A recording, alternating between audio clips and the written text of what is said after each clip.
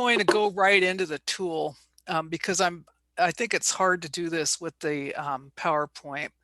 So, okay, and I'm just going to do an overview first. Okay, so for everyone who is not familiar with the developments, the new CAE is comprised of two parts. So part one is the program of study validation. Part two is the CAE. We currently have 25 schools that are going through or doing a pilot of the application. And those 25 schools just finished. So they've all submitted their program of study validation. So the way it works is you first must validate at least one program at your college before you can move on to the CAE. And what everybody is interested in is, what does the new tool actually look like? So I'm going to start off by showing you that. Okay. Tony, can you see the login screen? No. What do you mean no? All we see is darkness. We just see Corrine Sandy emblazoned in across the screen. How about now? Hold on. Yeah, there you go. Yes. There we go. Okay. Yes, I'm sorry for these technical issues. Oh, that's okay. I'm not really going to take responsibility. So, okay, here we go. It's so the this NSA is curse. This is the login screen. And so for every school that it needs to redesignate or is applying for the first time, they would go through this tool. A few other things that is important to realize, the old way of applying, you would basically get an account and then work at it at your own pace. The new way, we have 8 cycles. So what we're doing is we're assigning schools to cycles. So it may be that you need to redesignate in 2022 or something like that. You will be assigned to a cycle to complete your application, and it must be completed in that time frame.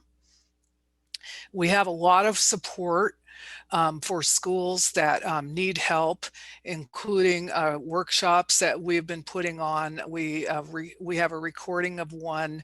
We also have additional support tools. For instance, Yair has supplied some documents to help you get your materials arranged and so on. We also have a hotline that we have set up for redesignating schools, and we have mentors available to new schools. If we have a redesignating school where everybody is gone and it's essentially a new person, that we also can supply a mentor for that. And please feel free to ask any questions as we go. So I'm going to go into the tool. And when you go into the tool, the first thing that you get is the core values and the what the objectives are. And basically, this is just something that you read. I'm going to demonstrate using Whatcom's application. We also have a dummy school, but okay. So when you first start, you have your account. You go in and you fill in your institution details. And this includes things like your DUNS number, your CAGE code. These are all things that are associated with grants. This is to make it easier for the NSA when they are awarding grants, that they have all of this stuff in a central location. If you don't know what these numbers are, you can get them either from your grants office or your business office or instruction office. Okay, so the first part is the program study validation. The important thing for everyone to realize, this was all arrived at through input from a lot of faculty and experts in accreditation. There were a lot of people involved. The CAE is relying on accreditation materials from the institution. And when we say accreditation materials, we're talking about the regional accreditation that institution has.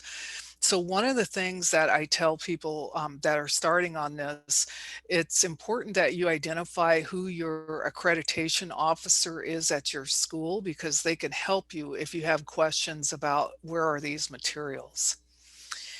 So in our case, the first thing that has to happen is you identify the program name, and this is the program that you are validating. You must validate at least one program before you can move on to the CAE. And you also need to identify that program as technical or non-technical. This is based on how the KUs are laid out. So once I get through with this demo, I can hopefully bring up the PowerPoint and show you how the KUs are laid out.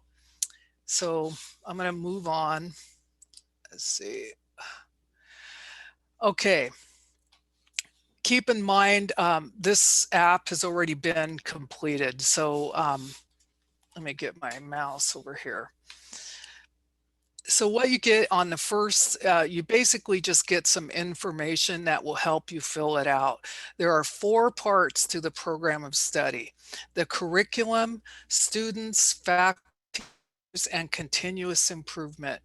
Students and faculty members are basically the criteria from the CAE.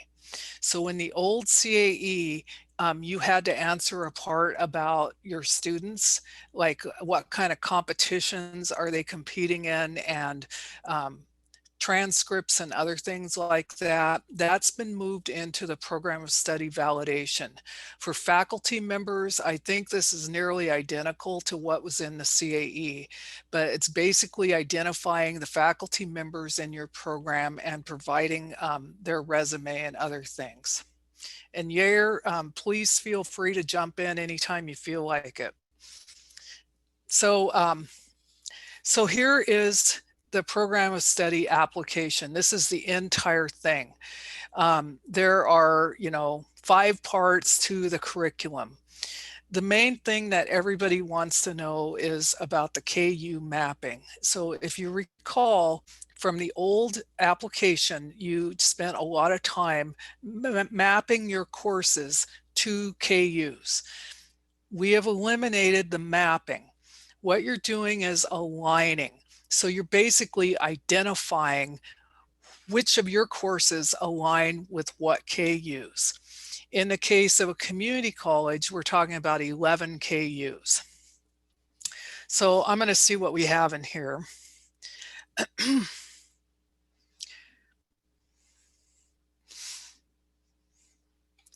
Okay, so navigating the tool is pretty easy. It is important to remember to save your changes. If you navigate back and you've made changes and you navigate back, the changes are not saved. There's also a considerable amount of introductory text, and I encourage everyone to actually read that, because it tells you what you're supposed to do in this section.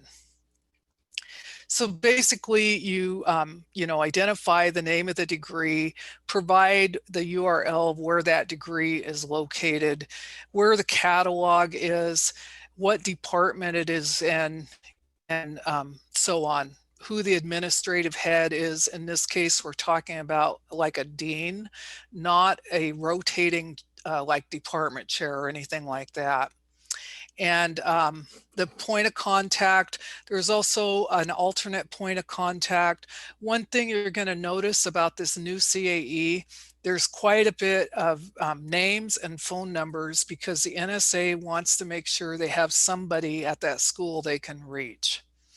Okay, so this is basically informational. And do we have any questions in the chat? Because I see there's a lot of activity there. Here's answering a lot of them. Oh, very good. Is he answering them correctly? No, I'm just kidding. I have to assume so. I'm just kidding. Okay, so there, You need to be familiar with how your program of study at your school is assessed. So like what are your outcomes for your program? What are your course outcomes? How are you assessing your program level learning outcomes? Because you need to supply all of that information as part of this application. So when it says here, list all courses that are part of the program of study curriculum map, basically, what are the courses that are in the program that you are using to assess for the outcomes? And so here's an example. So like here's 105, and we basically put in the discipline name, it's the whole course title. So CIS 105, Computer Operating Systems 1. This here looks like they left off an I, but this is the catalog description. This is not a description that you type in. And so then here, there's a checkbox. So is this course in the alignment? So are you using this course to meet some of the KUs? So you would check that box if you are. And so on. And so here's our list. Basically, I mean, this is pretty simple, really. Okay, but I do have to tell you, you do enter this stuff here, but later on, you also need to know what your course outcomes are. This is relying on what's on file at your school. It's not what your department thinks your outcomes are. It's not objectives. It's the outcomes for the courses. Okay. Are there any questions about this? So it sounds like to me that the big difference here is we used to highlight certain courses that would map to the KUs, where now what we're doing is we're including all the courses. And then what we'll do is we'll pull out, like for instance, WCTC is associate. So we would pull out 11 KUs and map those to the courses. But you would actually have all of them out there within this application. Is that correct? Yes, so the first thing is we're avoiding the word map because everybody's traumatized. And so what we're doing is aligning. Yes. We're aligning our courses. And so there's no matching of topic in the course to topic in the KU. It's a much higher level alignment. Yes. Can I ask a question about course objectives? Yeah. You talked about using regional accreditation data. So are you talking about us providing what the objective is or the criteria? Or are you asking for X number of years worth of data related to that? What exactly are we providing there? What you're providing is the outcomes that are on file for your course at your institution. So if I'm teaching CIS 105, by the end of this course, the students will know how to describe operating systems, blah, blah, blah. Any section that is taught for CIS 105 is using those outcomes, and the college recognizes them as the outcomes. The difference is for an objective, that can be, here's my objective for this quarter. This is what I want to teach. That's a more informal type of thing. Now, some people use the words interchangeably, but I'm talking about the outcomes that are on file at your institution. But you're not talking about the assessment of those outcomes, like Not yet, not for courses. Okay. There are program level learning outcomes. So I have a program, a student that completes this program will know how to do these things. That's what we are assessing or providing evidence of in this application.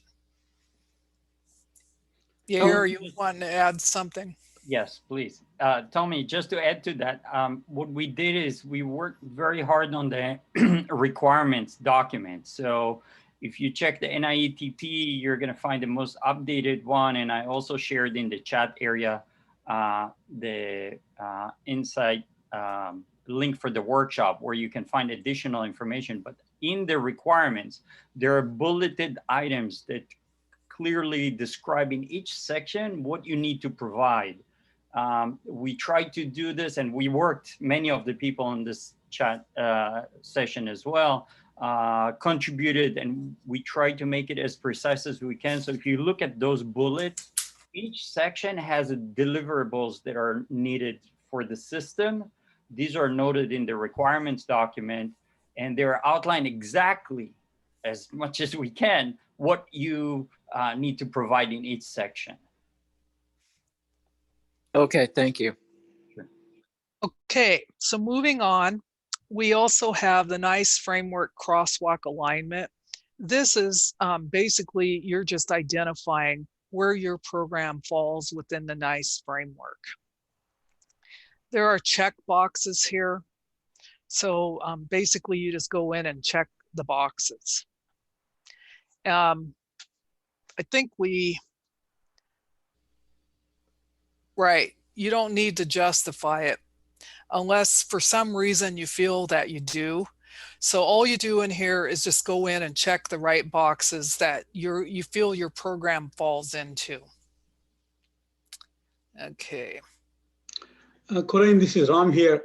You have any plans to map KSAs to some of the courses or program outcomes? Okay, so not in this tool, but not yet at least, but we do have, there are individual projects going on around, including one of them's at Insight, where we have done that with all of the NICE work roles. In this tool, there is no request, there's no requirement right now, or an identifier that associates the KUs with the KSAs. I don't know if Lynn wants to address that. I think further down the road, there may be some plans to include more detail about the NICE framework. I'm sorry, Corinne, I had to leave the room for a second. Can you give me the context? There's a question about whether there are any plans to map the KUs to the NICE framework KSAs. Well, NICE is in the process of revising the framework. And so I would like to reserve judgment on that until we see how everything settles out. I heard rumors that they are doing away with the S part of KSAs and they're only going to have knowledge and abilities, or they're doing away with abilities and they're keeping skills. Maybe they're keeping skills. I think they did away with abilities. They did away with abilities. So, and they're adding in competencies, which relates to our competency effort. So once we see what the new framework looks like, that's one of the reasons we kind of held off on doing any more than the mapping we already asked you to do. And so about the time that our new competency initiative finishes their work, we'll probably make some more definitive decisions on how we relate to the NICE framework. But our objective is to stay closely aligned to what they're doing. Corinne and Lynn, this is Rodney. Do you mind if I comment? Oh, no, Sure. Go ahead. I didn't know you were there, Rodney. That's okay. I think most everything you said was accurate. On Monday, we will announce the revised NICE framework. And as the draft indicated, the A's have been dropped in favors of knowledge and skill statements, with most of the abilities being incorporated either into skills or capabilities in the future. But I think the main thing I would mention is certainly NICE is interested in further collaborating with the CAE community on alignment, not mapping. Thank you, Corinne, for that clarification. And quite frankly, under executive order, we're being directed to encourage, if not look for ways for both academia and industry to use the NICE framework. And I would just add that the first week of the NICE conference that was heavily focused on the NICE framework through both a plenary and a breakout session, a lot of the industry and government employers present really said, why don't the CAEs use the NICE framework more clearly and directly? So all that to say, I think we need to have some pretty serious follow-up conversations in the coming year. In my head, what we're working towards is once our new this new tool that the team has been working on is up and running, the next step is to devise a way that we can take, that we will have a bridge from what you have entered in the tool to what is in the NICE framework, so that we can offer a visual of each of our CAE's academic programs, what our students are learning and able to do, and how we measure that, and how that relates to what has been expressed in the framework. So in other words, if you're an employer and you need entry-level employees who can do these work role types of things, you can match that to a CAE school who is preparing those kinds of students. We're nowhere near being able to do that now, but I think we could be there over the next 2 years. Does that answer your question? This is Ram again here. Just information to the people. The tools like Canvas and Blackboard, they already have something like outcomes. They map it to the assessments. So there is already set framework. It will be nice if we can synchronize so all the colleges can actually use it. Okay. I think we have a, Yeah, the problem. I'm getting some interference. There you go. So Rodney, do you think that's doable, what I said? Yeah, I think what you said is doable. I think, to be honest with you, it's as much a messaging problem as it is an aligning problem. I think, you know, like a different executive order recently emphasized the skills and competency-based hiring.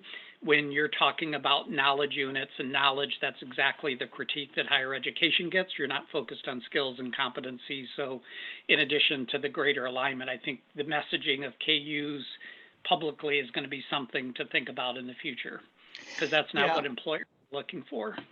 Well, and what we've been having to grapple with in this community, I think, is how do we express the skills part out of our programs? And then how do we document that so that's reliable from program to program and student to student? And then how do we, I don't want to use the word map, but how do we align all of that with what you've expressed in the framework? So, all right, Corinne, back to you. Okay, so the first thing I want to say is we want to keep straight what our program level learning outcomes are and what our course outcomes are, because as we get down to number 4, continuous improvement, that's where the program level learning outcomes will come into play. So in order to prepare for this process, you need to be able to identify what those are. Okay, and so this would be something on file with your Office of Instruction or somewhere, what the program is supposed to be doing and also what those courses are supposed to be doing. So when we get, this is all part of the curriculum part. Number 1 is really the major change from the old CAE. So far it doesn't look too bad. In here, basically you just provide the syllabus and the courses with applied lab exercises. Note, it's for KU aligned courses only. So I have a program and I have 10 courses in there. Maybe 5 of them I am using to align with the KUs. I would put in the syllabus and the applied lab exercises from those 5. Keep in mind, there's all this text here that is providing guidelines on what exactly you need to put in here, because I know the tendency is going to be to just scroll past that, but you really should probably read it. Also in the requirements document, it also goes over all of this. Now, So we have like 110, CIS 110, Intro to Cyber Computer Security, is one of the courses that we have aligned with the KUs. So what we're providing here is the syllabus for the course, and then one of the activities in the course. Now, an important thing to note, it's not just the lab itself, but what were the students told to do? Because the reviewers in the past, it's like in a vacuum, like here's a lab, but they don't really know what the people were told to do. So, and that's in this guidelines here. It says provide the guidelines, and then there's an explanation what students are asked to do of one lab exercise. And so in this case, I think we have something, I think we have 1, 2, 3, 4, 5 courses that we are aligning with the KUs. And so for each of those, we have a syllabus and we have a lab exercise. Oh, wait a minute. I guess we have 6. Okay, and you always have the this option here. If you feel you need to clarify something, you can include that. Everything that goes in here has to be in a PDF format. So keep that in mind. Okay, so do we have any questions about this? I think this is pretty straightforward. This is Ann. I have a question. Okay.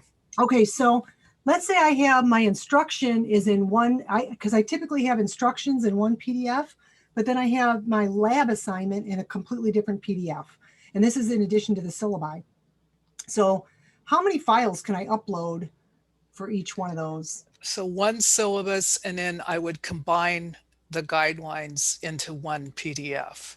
Okay. So you get one each, at least right now. Okay. Remember, we just completed the pilot, and based on feedback, we may like add additional fields and stuff like that. I mean, I'm just happy they all made it through, to tell you the truth. Oh, so, and we actually have several people in here that were part of the pilot. Yair was part of it, Whatcom was part of it, and some others. So, but currently this is how it's set up. Okay. Okay. On the curriculum map and assessment documentation. So this is where it's really important that you understand how your program outcomes are being assessed and what that process is and other things like that. So program level, state the program level learning outcomes of the program of study. Now it says here how many outcomes are in the program and then what are they. And so these are the outcomes for this particular program.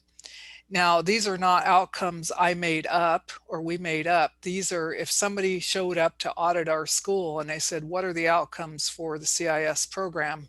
The college could produce this.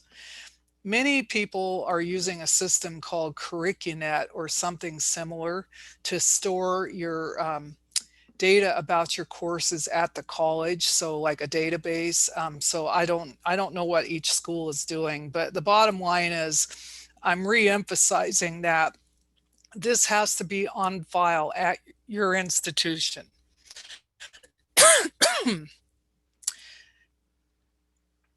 Okay. And where's the documentation for this? So via a URL or a PDF. So you have to be able to actually provide that. And so basically we have a link here that goes to our curriculum map and plan. And then we also actually have the file. Do we have any questions about that?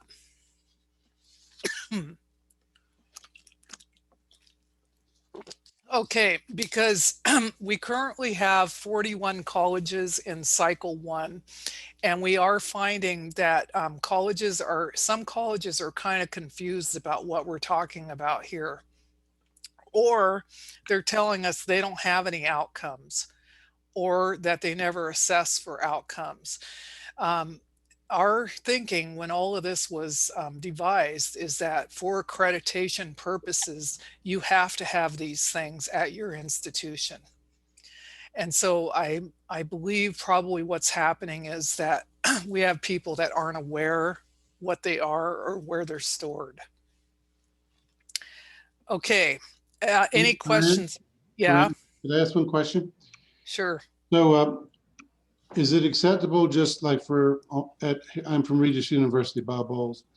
So on all of our courses, we define those in every course, what the objectives are, what the course outcomes are.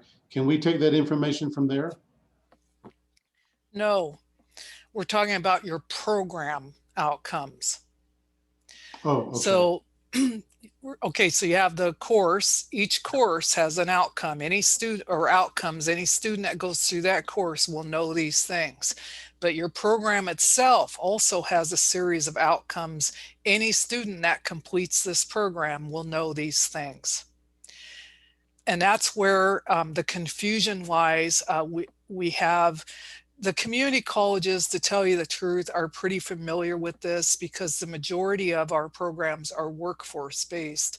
But what we're finding is that some of the universities, especially in the master's level, are having difficulty identifying what their program level outcomes are. Yair, I don't know if you want to address that, but this is what we're seeing so far. We've worked with about 70 colleges so far. Sure, and also at universities and most of our, all of the CAEs are regionally accredited. So you need to get, like Corinne mentioned before, you need to get into a discussion with whomever is your accreditation officer at your institution. We see that we as a faculty point of contact for the program may not know all those issues because that may be a department chair issue or a dean issue or an accreditation issue. So what we recommend you to do is discuss the issue of the program level learning outcomes and the process of, there are a lot of schools that go through QEP, Quality Improvement Plan, and some other regionally accredited or internal processes. We have our own internal university processes that feed into our SACS accreditation. That's basically what we're talking about here.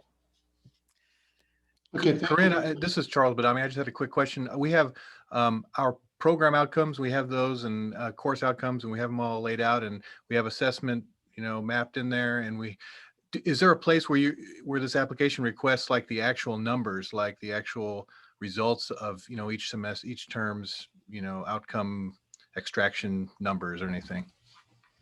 There's a place where it asks for how you assess for that outcome. Just how, but not the actual stats.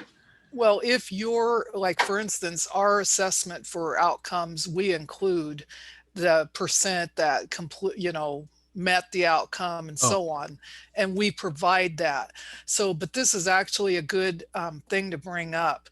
There are no templates or charts that you're expected to fill out. What you're providing is what your institution is asking of you to do for your program outcomes assessment. Okay. So if your institution does not ask for that, then that's not what you provide. Okay. Thank you.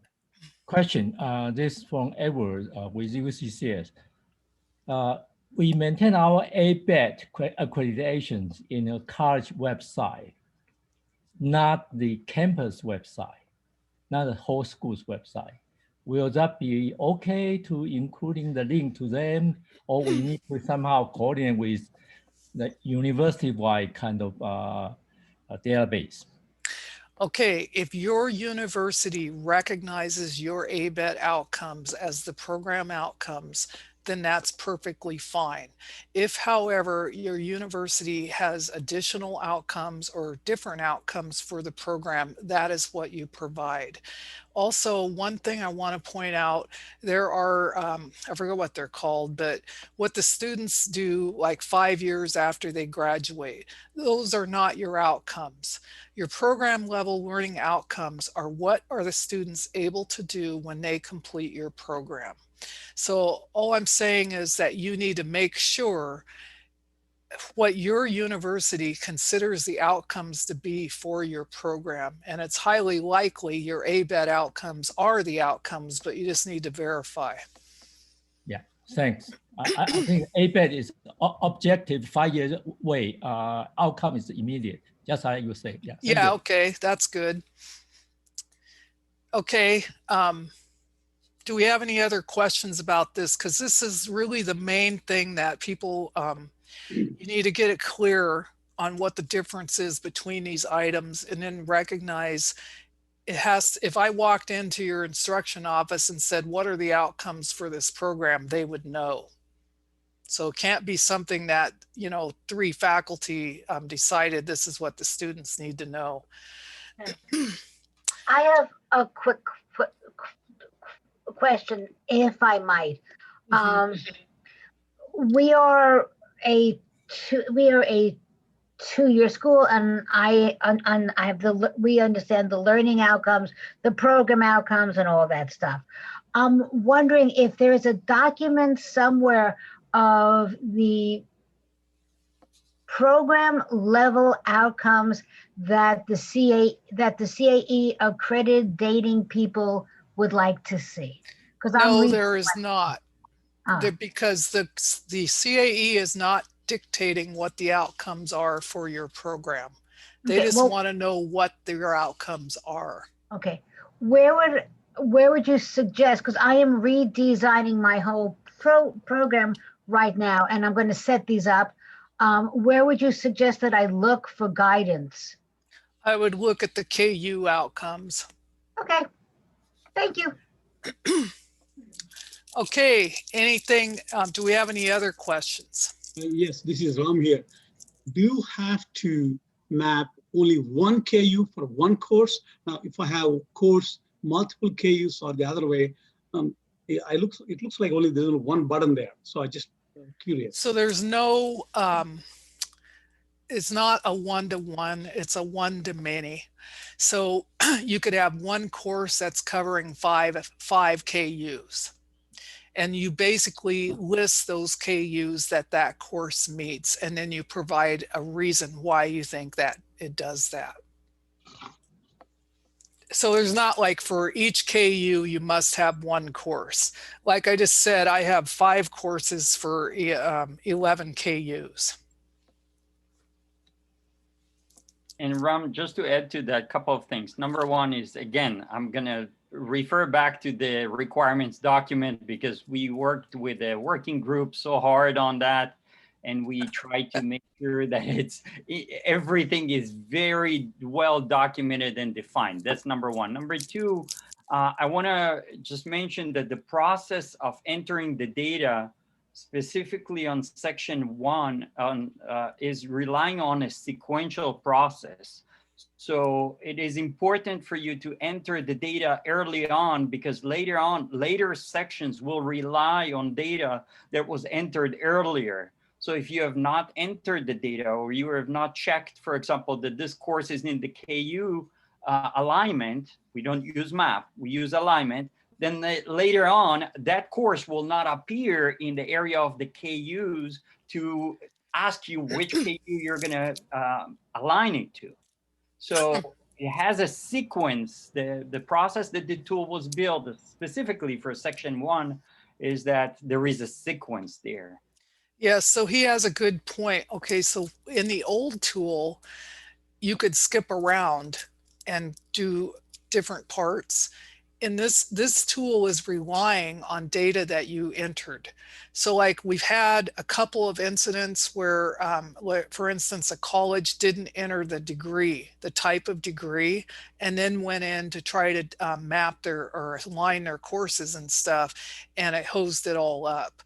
So it is expected you would do it sequentially, because it's populating like a drop-down box and other things. And if you haven't entered that stuff, it won't be populated. Okay. I have a quick question, if I could jump in. Sure. When you mentioned we're uploading assignments, how many assignments do you want to see for any particular course? Okay, so in the section that we just looked at, it was 1 per course. Oh, super. Okay. Further along, no, there's a request for 6 Okay. assignments total. Oh, okay. Perfect. Thank you. Okay, so Corinne, yes. This is Ken. Hey, the question was asked earlier about outcomes, and I think you, and correct me if I'm wrong, I think you kind of alluded to the KU outcomes as a guide or as a reference. And No, okay, she's rewriting her outcomes and wanted to know where she could look for ideas. So I okay, yeah. directed her to the KU outcomes. Yeah, because the one thing that I think you have clarified and the community has learned is that every program is unique, and the last thing we want is modeling off of KU outcomes. So I think you had kind of stressed that in our communities that, you know, we certainly don't want that, you know, outcome for programs. Yes, so in the case of program development, which is in my PowerPoint, if I ever got it to work, I would show you this part. But if school is trying to enhance a program or add some courses, they could utilize the KUs to do that. But this is kind of deviating from what we're at right now. So a question was asked that she wanted to know where she could get ideas. And I said, you could look at the KU outcomes. But what we're talking about here, and this is kind of important, one of the major changes here is you're not fitting into a box. You're basically saying, here's what my program is.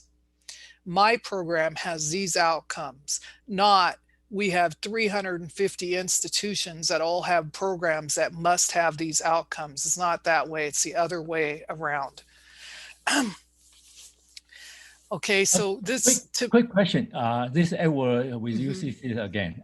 To follow up with Anne's question, let's say we have one introductory kind of courses for cybersecurity that cover maybe 10, 15 of your topic specific subtopics.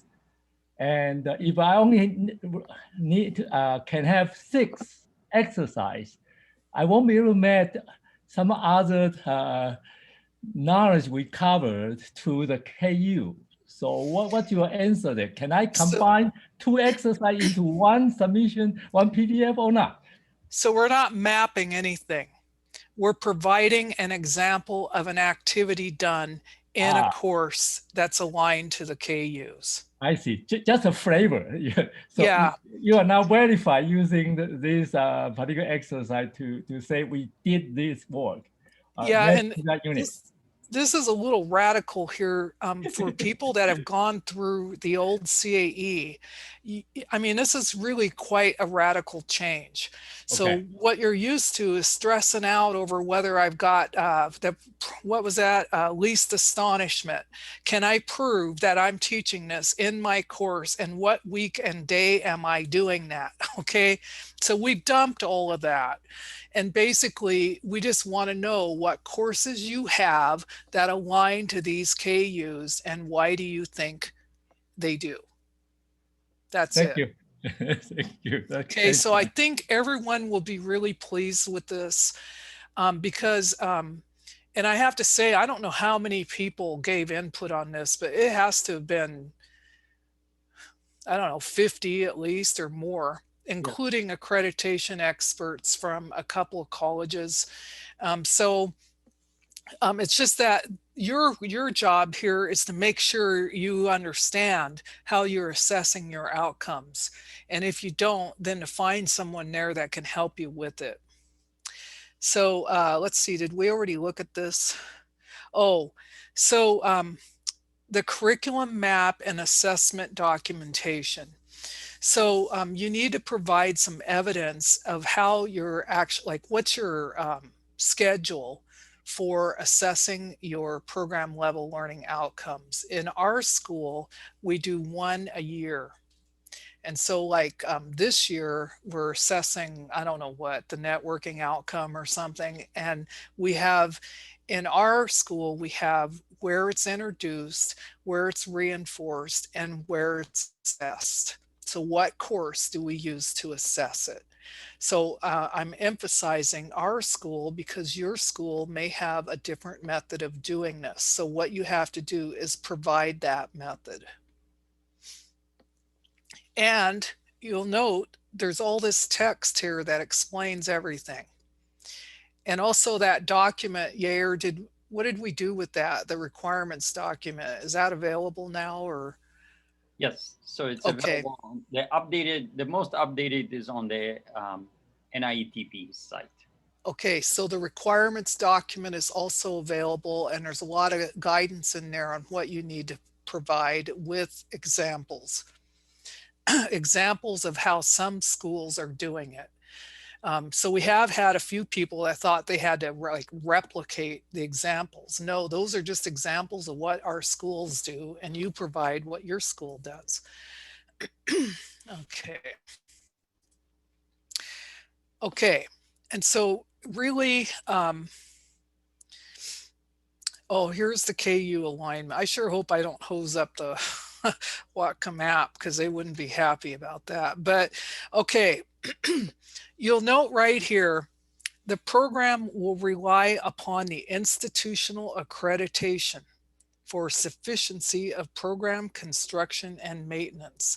So this is a radical change from our previous CAEs. And so basically there's an understanding if you have regional accreditation, you've already met certain standards and there's no need to check for that in the CAE app. And so here it tells you what you have to do. So a narrative on the description of the program of study and explain the overall KU alignment, the courses that are part of it, the course learning outcomes for all KU aligned courses. In the case of multiple sections, documentation on how they are managed in some form of equivalency. So we have had questions about this. Okay, I can tell you at our college, we have like a master shell in our Canvas. And if we have like 3 instructors teaching the same class, we give them a copy of the shell. At your school, it may be you have some kind of meeting and you decide, you know, here it's just to ensure that no matter what section they take, they're all meeting the same outcomes. And so provide, how are you doing that? Okay, and so then the narrative, which includes basically the courses. So here's 110, here are the course outcomes, here are the KUs that were aligned for that course. This is, you basically just add, you go in and add and you have you select. And then you provide a reason why, or like when was the last time it was taught and that kind of stuff. So like network security 2 has these KUs. Now, Michael Burt, who I think is in here, came up with a chart to make it easier to make sure that you're going to hit all the KUs that you need. So keep in mind, every school has to meet the 3 foundational KUs, then 5 technical or non-technical core KUs, and then the remainder depending upon the level of the program. A community college is 11, bachelor's and above is 22. Okay, any questions about this? Corinne, a quick question. So do we need to get down to the specific level of topics within these KUs? No. See, Okay. this is why everyone's celebrating. Yeah. See, that's why we're not using the word mapping. So we're aligning.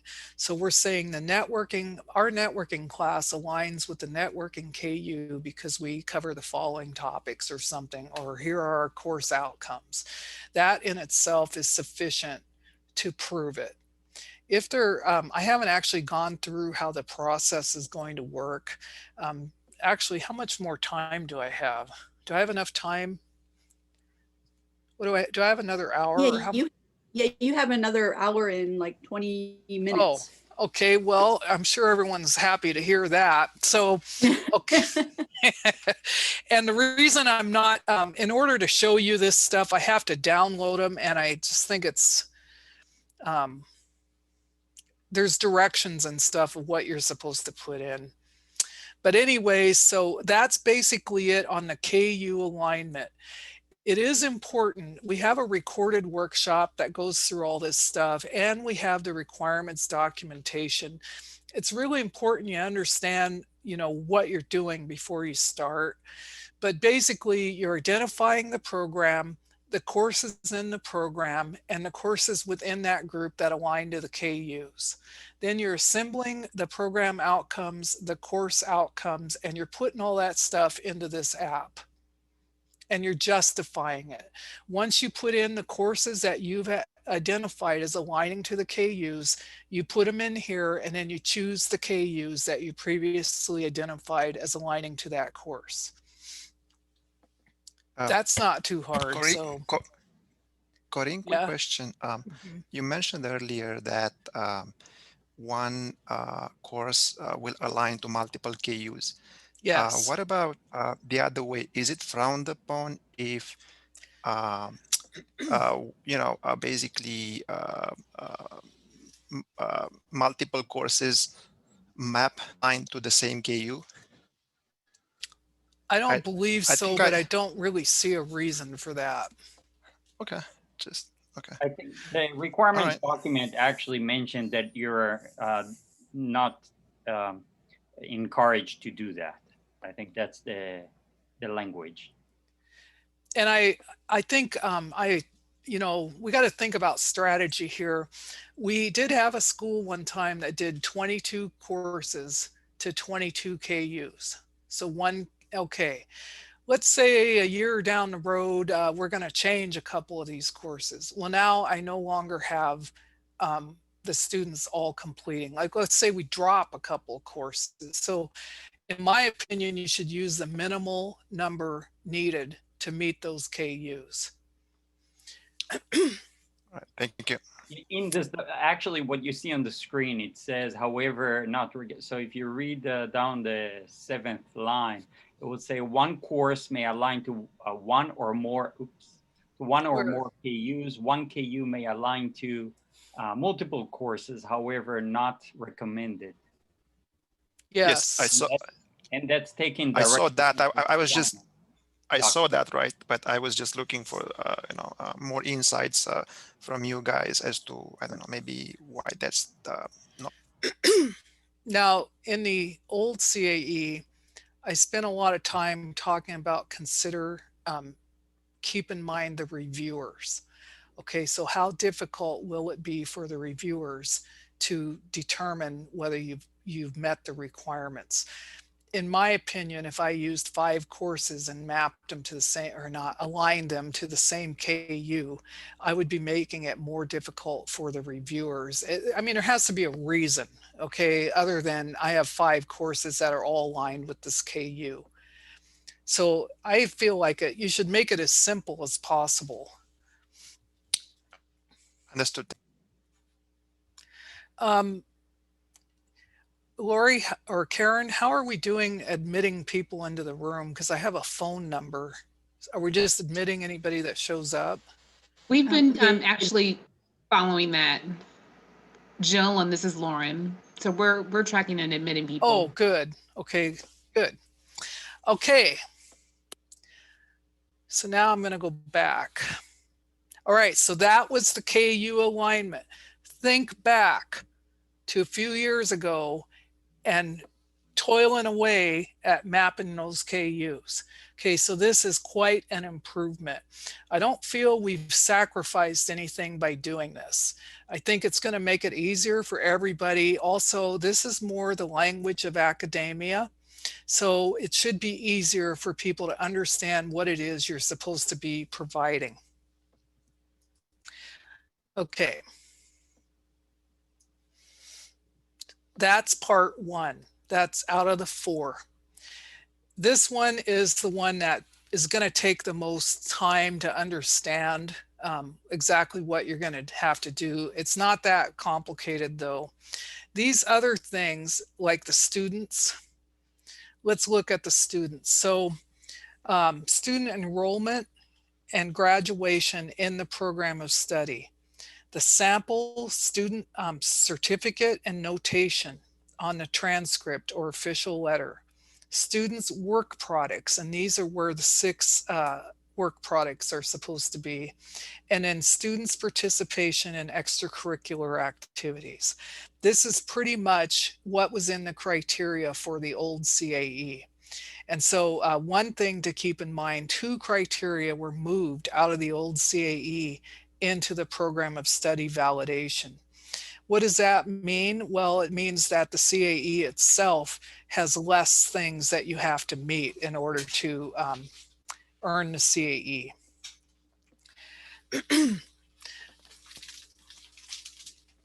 Will you get me one of these? Thanks.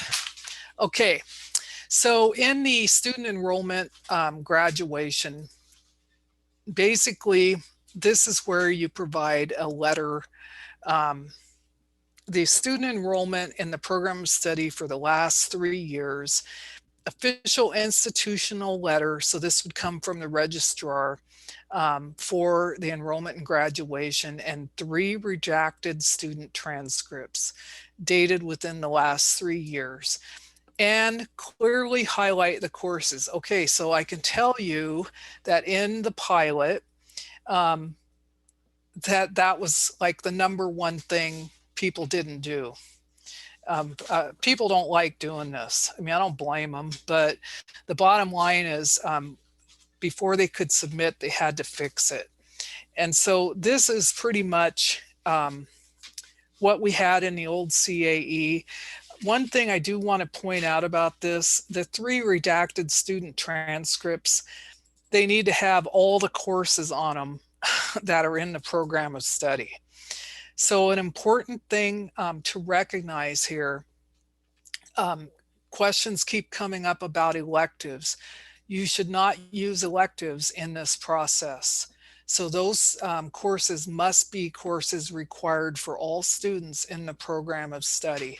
Now, you may have a degree where you have core courses and you have like a concentration or a specialty or something.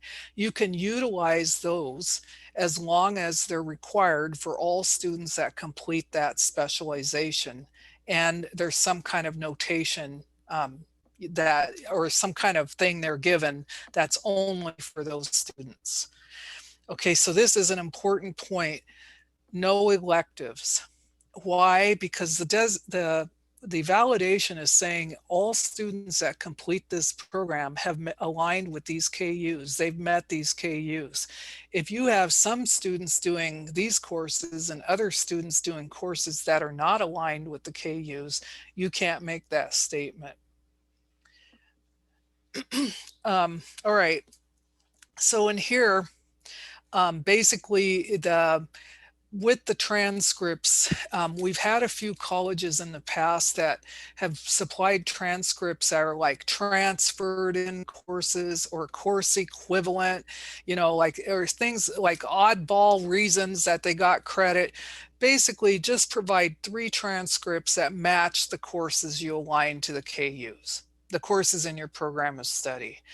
It makes it much harder on the reviewer, and there's concern if the only transcripts you can provide are from students that had to bring in credits from elsewhere. So I'm not saying that a transferred in course that's recognized as equivalent is an issue, but I'm just saying it's easier for the reviewers if everything matches what's on the transcript, what's in the app. Okay, any questions about that? So these are all just boxes that you fill in, and the official letter comes from the registrar, should be on letterhead, and then the transcripts with the courses highlighted. Highlight means I have a yellow mark across this course so that the reviewer can easily find the courses. Okay, so that's not very difficult, and this is basically what we did in the old CAE. Okay, but I think the takeaway from this is do not use electives for your alignment with the KUs. Could I ask a general question? Yeah. Okay, I've got a class I have to teach, so I'm going to have to fly. But you know, you guys did an awesome job. This tool looks incredible. The question I have is, I think we're phase 5, so we're a ways away yet. I think April of 2021 before we'll actually get access to the tool. Has there been any thought of putting a read-only version of this tool, or maybe a PDF of the categories where we could start to do pre-work in preparing for this? Like more pre-work than we normally would, by knowing specifically what we have to fill in. I think the requirements document addresses that, but we also could look at doing that. I think having the tool as a read-only would be an incredible thing to have out there, if it's something you guys would consider. Throw that out there. I'm going to have to talk to the developer about that. But the bottom line is we have additional support documents and other things, like how to lay out your file structure to start assembling everything that you need. And that's what Yair supplied.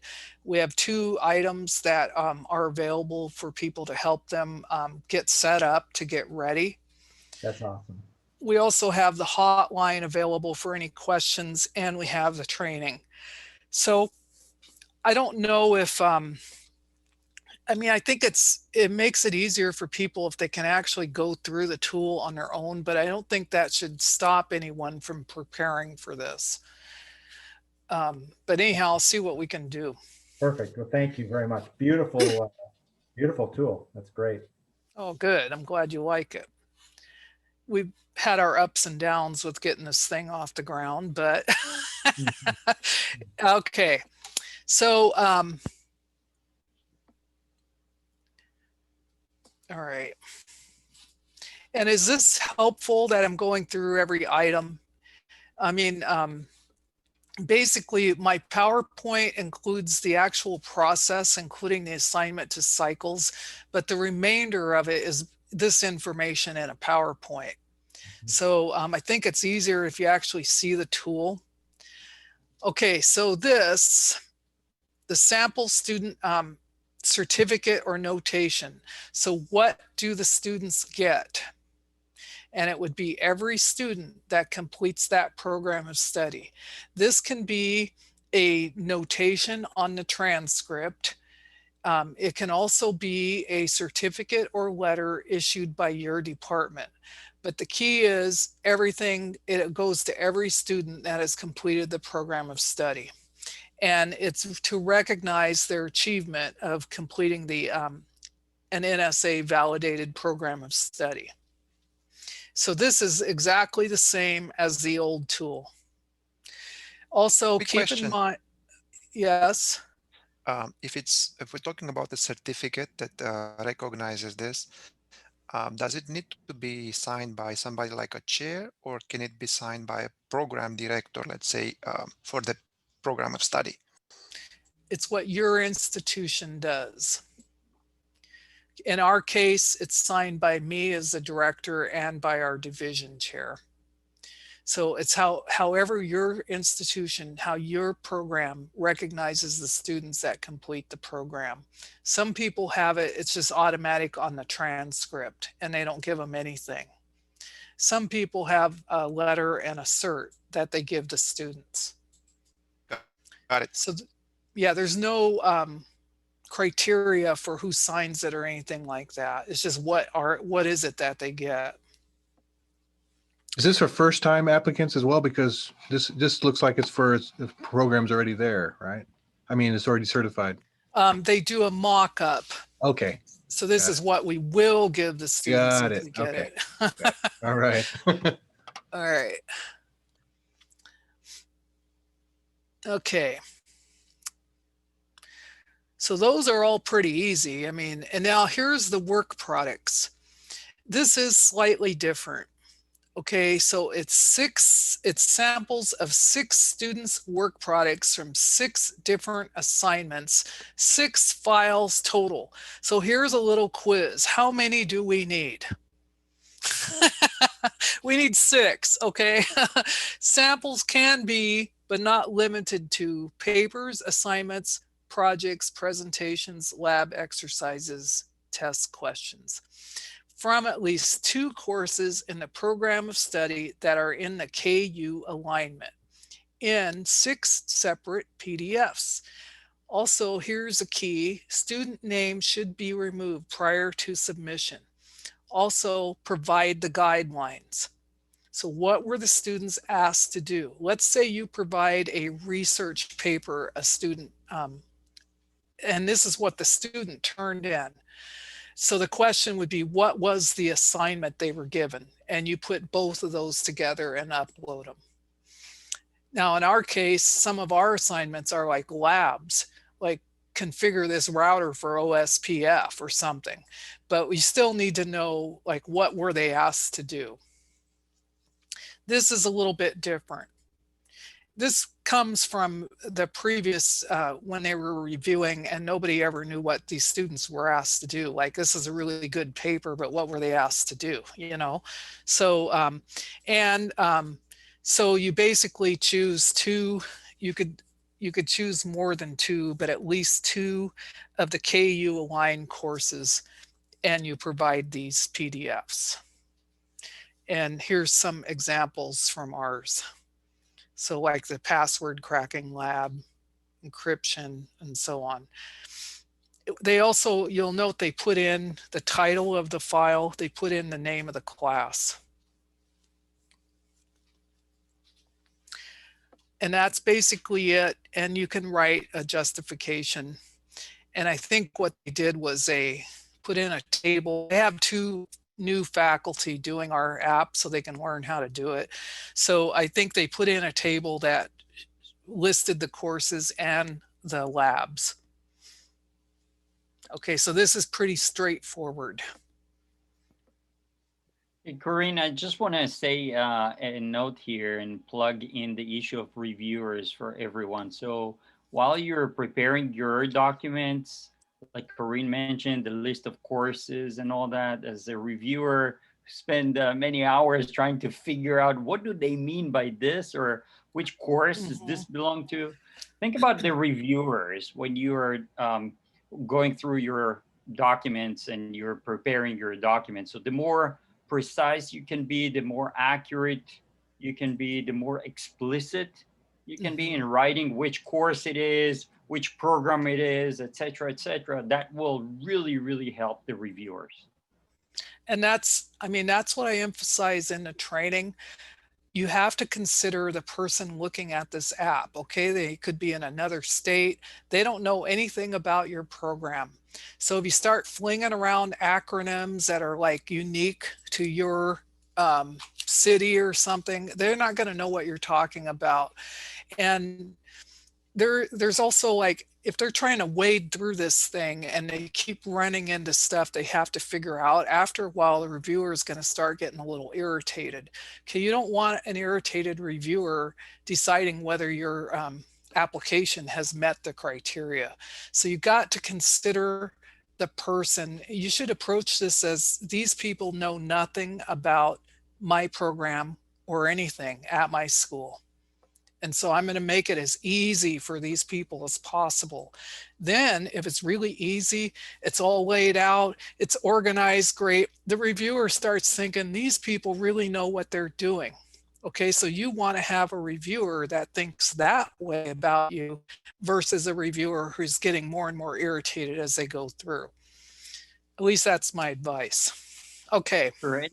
And Michael added to highlight the critical content. So especially if you have certain justification files that you're uploading, make sure that you're highlighting the right areas. You can go into the PDFs and either highlight with yellow or highlight with stars, or whatever can help the reviewers will be important.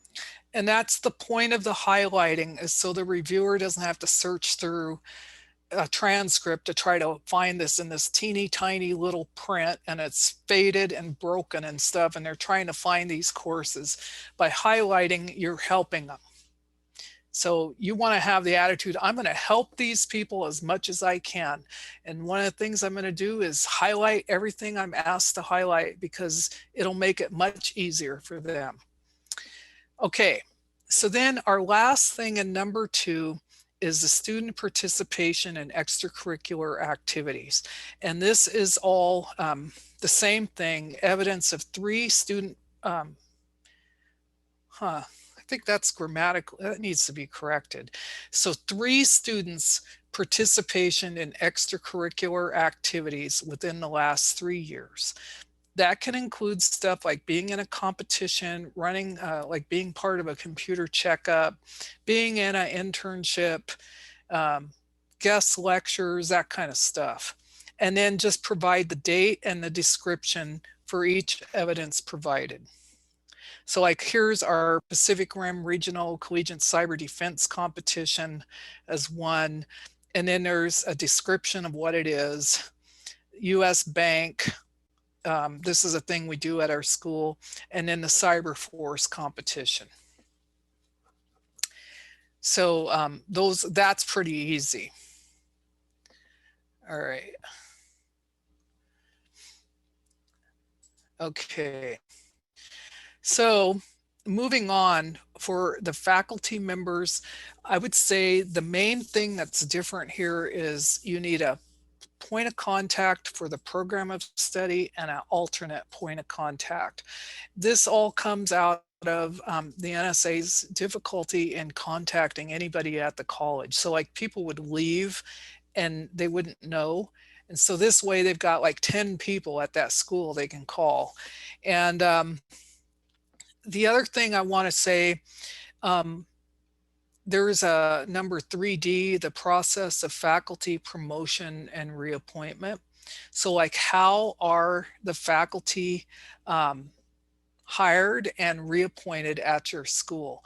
So this is a change. Nobody's determining whether those faculty are qualified. By your institution determines whether the faculty are qualified. So you may have a faculty member that's got a degree in a completely different field, teaching in security. Nobody's going to say you guys don't pass because they don't have a security degree or anything like that. So all they're asking for is that you provide the information. They're not passing judgment on whether those faculty members are qualified. And so basically, hey, where's my thing on here? Well, anyways, what you should be providing here is a CV and a resume for each faculty member with their cybersecurity or related qualifications identified. Okay, so like, you know, what are they teaching? What papers have they written? That kind of stuff. And so basically that would all be added here. And then faculty support of enrolled students. So do your faculty serve as advisors to clubs? Things like that. So how are the faculty supporting the students? And then remember that text at the top explains everything. And so in this case, we just basically uploaded a PDF. We have 2 clubs, so we have 2 faculty, we have a WISE's chapter and stuff like that. Okay, so this is all pretty straightforward. Then the last thing is the process of faculty promotion reappointment. So this would be in your, if you have a faculty union, it would be in your union contract. It could be in the accreditation self-study, but somewhere you're going to have how are the, yeah, like in this case, they took it from the union contract, the negotiated agreement. So what is the process?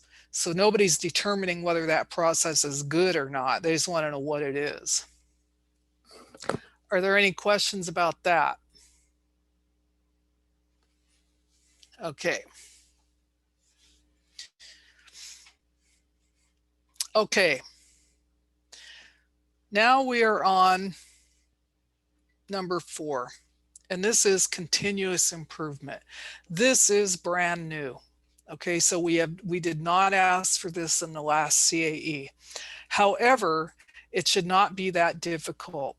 And when we're talking about continuous improvement plan and the process and the evaluation, it's basically what process at your school do you use to like review the program and make changes? How do you keep it current? So in our case, we have, this is actually on our website, our program outcomes curriculum map and program outcome report. This is included as an example in the requirements document. And I think, Yair, you have one in there too. So we provided one from a community college and one from a university. And so whatever process your school uses for continuous improvement, this includes like what we have, it's called the PIP-DIP report. And once a year, we meet with our Office of Instruction, and we provide a report on the program and the assessment of the outcomes. And we talk about where we feel it needs to be improved and what we're planning on doing to improve it. And then we turn that in. We actually, Whatcom has all of this stuff posted on their public website, which I guess is a little bit different from a lot of schools, and so basically that's what you provide here. Are people following me on this? Because this is a place where people do get a little confused. Okay. Yeah, I think so. We have a professional advisory team we meet with every year, and go over the program and things. That would probably, sounds like that'd be a big part of it.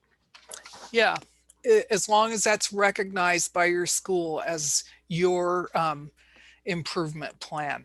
Okay, so we actually have to. We probably should have something that's called that, even though if we're doing it, but point it out as kind of an official document, I guess. Yeah, it doesn't have to be called that, but hopefully you're turning something into your instruction office. Okay. And so then what is the process? So the process and the plan. So like, what do we do? And then when do we do it? What's the process? Yeah. And then the last thing is the evaluation schedule. This is, in our case, our program outcomes and what year we're going to evaluate each outcome and what course are we using to evaluate it. At some point, a lot of schools, if you have like a capstone, you may be evaluating all your outcomes in that capstone. But regardless, you have to identify how you're, assessing your outcomes and when you do it. And that's what's part of this is the continuous improvement part of the POS. This is brand new. This is something I would, make sure, I think most of the people here are probably in charge of their program and already know what I'm talking about. But if you don't, make sure you find out before you get to this point. Okay, so that is the entire program of study validation. Grant, I had a quick question. Mm-hmm. So if we use, say, ABET for our accreditation, and we're accrediting our program, it's a IT program, but then our program of study is a concentration. It's not necessarily assessed those KU courses in that concentration. How do we make that? According to Wikipedia, in chemistry, concentrate. I missed that. How do we make something about chemistry? Sorry, it's a thing trying to listen to me. How do we make it so that we have an assessment of our program of study, even though our assessment is assessing a larger program, and it's not okay. the first thing to be clear, your accreditation is whatever your regional accreditor is. Okay, so if you're Middle States or we're Northwest we're colleges, okay. So if at your school, your ABET outcomes and other things are recognized as the program level learning outcomes, then that's what you would use. If you have a program where the majority of the courses that are going to meet the KUs are in a concentration, you can use that, but then only the students that complete the degree and that concentration would be recognized as completing a validated NSA program. So are you asking, like, do I have to have the courses in the program of study are the ones used to assess the outcomes? Yeah, the program. The answer is no. Okay, we're good. Thank you. Yeah. So yes, sir. And one thing I do want to make clear, because we've had a couple of schools kind of say some alarming things. We're not changing our program to fit into this mold. We're just providing the information about our program. So don't like say I've got to rewrite my outcomes so they match. No, we're not doing any of that. So you're just providing, where do I assess for these program level learning outcomes? That's it. Okay. I want to elaborate further on this point just to clarify, because you know, the program level learning outcomes will go to the program. So there will be courses that you are assessing for the program level learning outcome that are not cyber at all. Yes. And so there is a separation here, and that's why we have the figure in the requirements document to show that there may be some overlap, but not complete overlap between the courses. So maybe you want to elaborate on that. Yeah, so I can actually maybe bring that figure up, but the bottom line is I have a program. I have outcomes for that program, and I am assessing these outcomes in these courses. I'm providing that evidence. Now, within that program, I have some courses that will meet the KUs, and I am aligning those courses with the KUs. Those courses that are aligned with the KUs are not necessarily the ones I'm using to assess my outcomes. Does that sum it up? Perfectly. Yep. Okay. So I really recommend everybody look at the requirements document. We have pictures in there and we have examples. But I'm expecting that people are not going to have too much trouble understanding this. Okay, one thing I did want to point out, although we're probably going to take off the name of the pre-submission reviewer, you can see at the bottom of this screen, the application, the POS was submitted on October 8th. Then they had to fix some stuff, so don't go by that date. We then assign a pre-submission reviewer. This is Whatcom. And actually some of our reviewers are here at this meeting.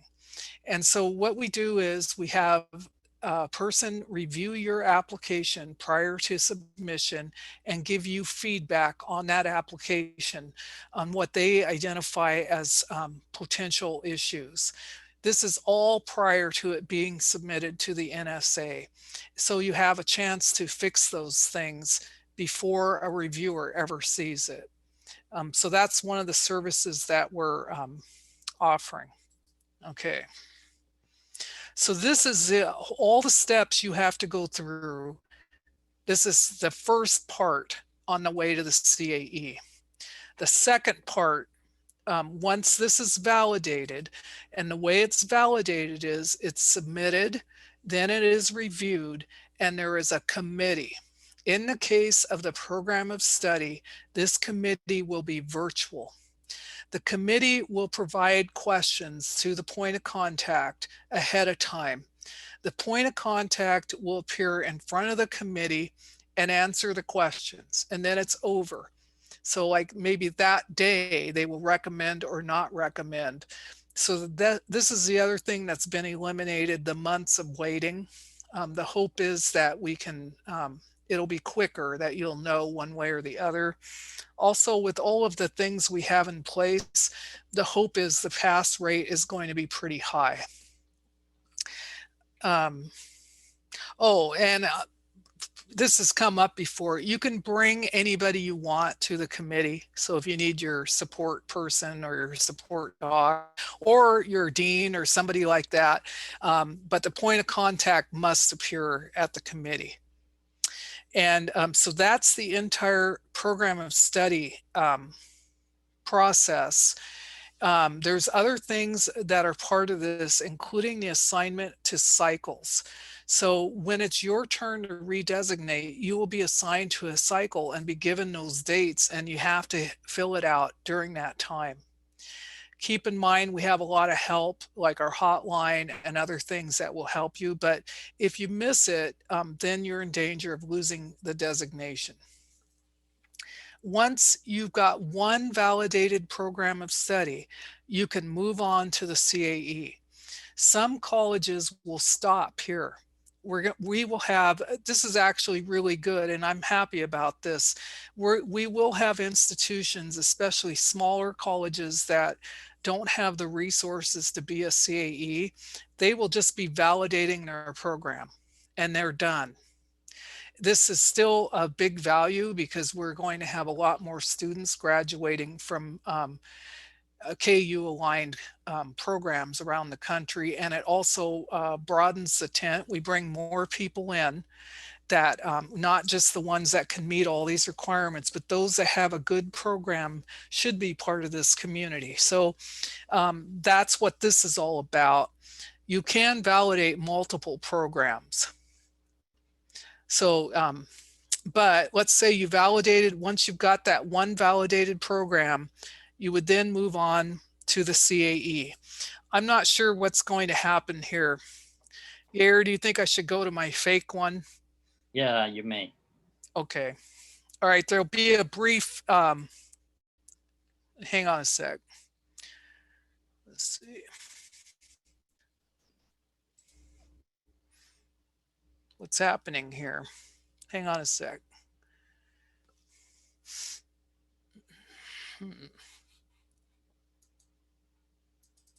Oh, I think I have to go back. Let's see, back to institutions. Sandy. So I know this is hard to believe, but I have my own university. I didn't realize it was that easy. I thought you had to do a lot of stuff. Okay, so anyhow, this is a fake university that we've used to practice. And so like here, we tried a cyber ops. So we're using this to just test stuff. So I'm gonna start. Can I ask a quick question before you get going there? On that point of contact, did we say the one you're talking about now, did you say that was normally the head of the, like, we have a school of CS, would that be like the head of that person, or was it any other faculty member who's in charge of that? The point of contact for the program of study? Yeah, the main Ideally, point. it's who's ever in charge of that program. So like the program coordinator, the lead discipline, lead faculty. Okay. Okay, they have to be, if they're contacted, like that person's going to receive information about meetings and stuff like that. It can't be someone that's just going to ignore it. Right. And Like, also, I would expect it would be somebody that would have a lot of knowledge about their program. Exactly. Okay. Right. Yeah, I was just about to say that because we don't want to send emails and then the point of contact isn't going to answer us. So it has to be someone that's conversant with your program and also will be responsive. And then they have to be the one to answer the questions in front of a live committee, right? So that's important, I guess. Correct. Yeah, that's important. Remember, you get the questions ahead of time. Right. So you can write down your answers if you have to. Oh, yeah, that's good. Okay, so I just started the CAE app. One thing I want to point out, that program name and the type was already in there. So it's based on the validated program. Lynn, did you want to add anything? Okay, so I'm going to keep going. I'm going to hope nothing happens here. Okay, so this is the fake school. Here are the CAE requirements. And even though this looks like a lot, it's not. This also is much more straightforward. There is no aligning or any of that stuff. You're basically just supplying the answers. So provide the URL to the academic institution to demonstrate it's regionally accredited. And that's it for 1A. And so basically, is there anything in here, Yair, you think that would be? Oh, yes. Okay. The letter of intent. Okay, so this is just like we had in the old CAE. You need to have a letter from the provost or higher, like the president. You must make sure that it meets all of these things. And what I suggest is you write a draft letter. Now, the two faculty I have at Whatcom took my advice and they wrote a draft letter, and then the president's office crossed out half of it. Okay, so you have to make sure that these items are in that letter. And this is really no different than the old CAE. And then acknowledgement of the expectations of the minimum participation expectations for the CAE. Because we want to make sure that any colleges, especially new colleges, understand that they're not just getting the designation and then disappearing. So they check all these boxes saying they understand they have to do these things. So Corinne, what I would recommend, what I did for our president, besides writing the draft letter to the president, I also accompanied that with the requirements document and highlighted the area of what is needed for the president to include in the letter. So there were no issues of what is needed. It's right there. Yeah, and depending on with us, it was no problem. We just went back and said we need another one. But in some institutions, it's very difficult to get something like this. So you want to try to get one shot. You want to try to handle it in one deal. But this is all the same as it was in the old CAE. You'll note this thing about the center. Okay, this is all part of the old CAE also, but it is in quotes here because we're not talking about official established center named after somebody that the Board of Trustees had to approve. Okay, so for universities, some universities were concerned because there's a process you have to go through to get a center. That's not what we're talking about. Basically, we're talking about the location that you have, the information about your cybersecurity program and other things that are all part of your center. In our case, it's our website, and we actually have a physical location. And we even have a sign that says Cybersecurity Center out in front of the building. But not everybody has that. So basically, whatever you identify as your center. However, that needs to be recognized in this letter. So if the president or whoever starts getting concerned about that, it's important you understand, or that you explain to them, we're not talking about a formal type of center. Are there any questions about that?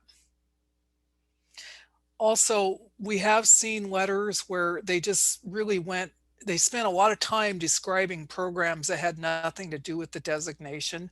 You want to kind of like just keep it like what is the validated program of study, and include that in the letter. Okay.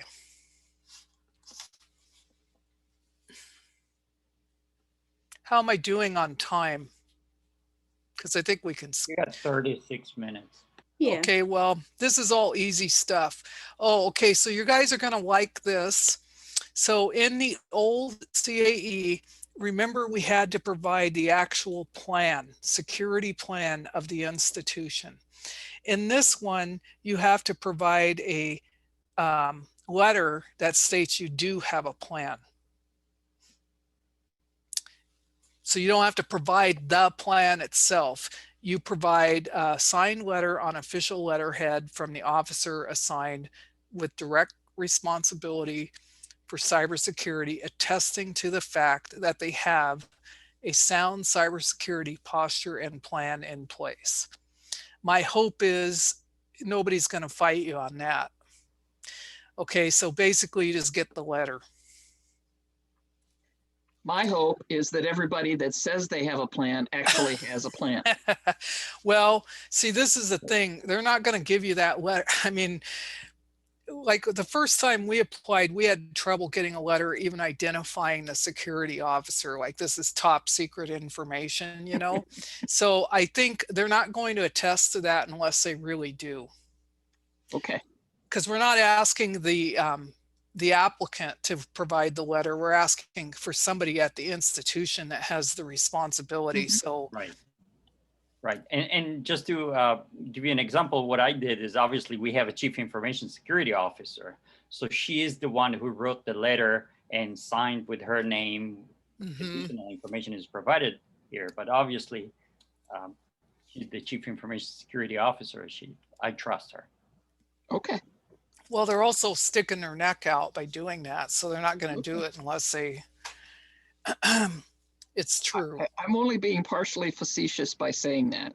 Oh, and actually, but the examples that are required to be submitted actually speaks to some of this. Yeah.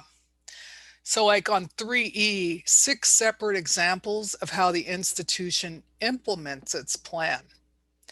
So like, are they doing training? Do they have security banners? What are they doing to implement the plan? And so that would be the other part. So this replaces the old CAE requirement that you provide the actual plan. Okay. Any questions about that from anybody? Okay, let me go back. Now this part, we're still cleaning up. So, okay, the established center for cybersecurity. This is pretty much the same as the old CAE. So the website URL is visible within the institution and the external community at large. One thing I want to tell you is the reviewers check this. So we've had a couple of bizarre things happen. Like we had a college that went out and got a .com. We had a applicant who did that because it was too difficult to get their school to give them a page. Okay, that all got corrected. But the bottom line is this has to be the, your college recognizes this as a URL for your center.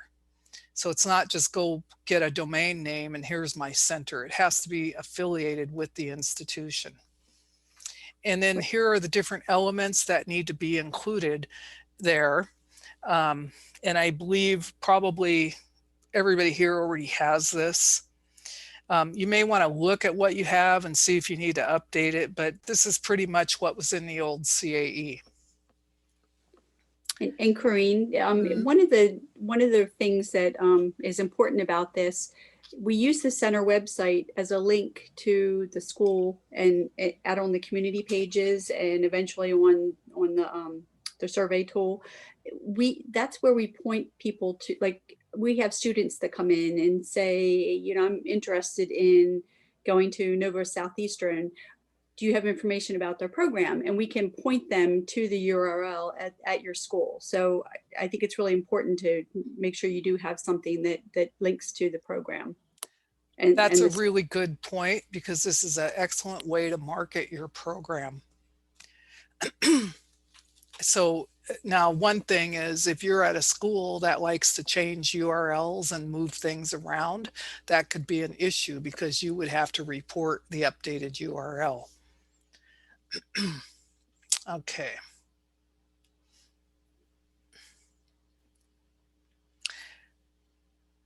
affirmation of the CAE core values and guiding principles.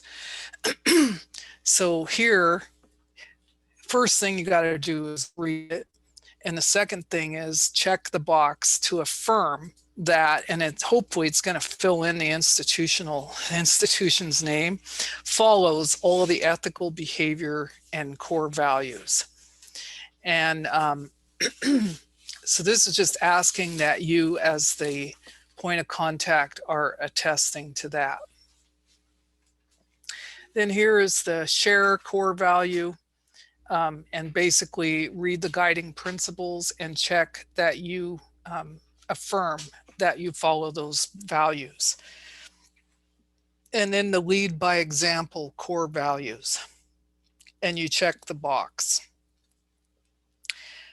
So you want to make sure that this is your name on the line. So you want to make sure that, you know, you can attest to these things and are willing to affirm. And Karina, I want to add to this. I think it will be advisable to everyone to copy these 3 core values from the CAE and share that with the dean of the school and just get the confirmation. This is what I did. I emailed it to my dean and I say, this is what we are signing on. Are you okay with that? And obviously within 3 seconds, I got yes. But you need to make sure. So I would highly recommend for all, you know, to share this with their dean and say, as part of our CAE application, these are the core values that we're going to be following. Keep in mind, like this last one on the center, you are testing that that web page is not an isolated professor effort. So this is to make sure that the institution, that the program functions as part of the institution and the center included. And so that's all you have to do here, but you do want to take it really seriously because you're committing your institution to this. Okay, I don't think there's anything really in here that would alarm anybody. I mean, I'm hoping, you have all this. It'd be bad if you got to number 5 and figured out you couldn't do it. But anyways, that's why you want to review the requirements document. Okay. Sustainability. Okay. So I must still be testing some of this, but so the name of the administrative head of the academic unit. This is like a dean or above, so an administrator, not a faculty administrator, but one who's an actual administrator at the school, and their phone number and so on. And the number of years they've been at the institution, and their CV and other things. So this all comes back to having an assortment of people that can be contacted, so that we don't have one person at the school, like in the old CAE, and then that person leaves or something and they can't get a hold of anybody. So this is pretty much the same as what was in the program of study validation fields. Oh, Austin put himself in as faculty. And so basically you just answer this. This is all straightforward. Okay, now I'm getting close to, and you'll note that that's called sustainability because they want to know if that program is going to live on. If you walk out the door, is there somebody else there that can carry on? That's sustainability. And then professional development. So what kind of evidence do you have of professional development opportunities for faculty and students? Kevin, did you have a question? Yeah. Is there a requirement that sustainability criteria be full-time people? Because I've reviewed some, submissions where they have almost all part-time faculty. I believe there's a minimum of the one full-time faculty. Is that right, Yair? I think so, but we try, I don't think in the document we write that. We just advise reviewers that there needs to be some group of faculty who are contributing full-time to the program. If you have everyone that is not, then it's something that the reviewers may have. Like I can give you an example in several of our workforce programs. They have part-time faculty that act as the program coordinators. So they're not a full-time faculty member, and they're paid by the college to coordinate like criminal justice and stuff like that. So, and there may be a full-time person that's also a faculty member, but they're not the one in charge of the program. So it's not always a full-time faculty that are running a program. Nearly always it is, but not always. Okay, so here it's just what kind of opportunities have faculty and students had over the past 3 years for professional development. And so this should not be too difficult. And you just provide a file for each. Okay. By the way, part of the reason why 7 was added from the prior designation is to really help you, help us, help the faculty, help the students to be current. And so that's why the requirement is there. Okay, this part in the old CAE, you had to show where other disciplines were teaching cybersecurity topics like health and that kind of stuff. So identify the course and academic unit at the institution where students from non-validated program of study or a non-program of study are exposed to cyber concepts. So it's the same thing. They're in nursing and they're learning about HIPAA or something.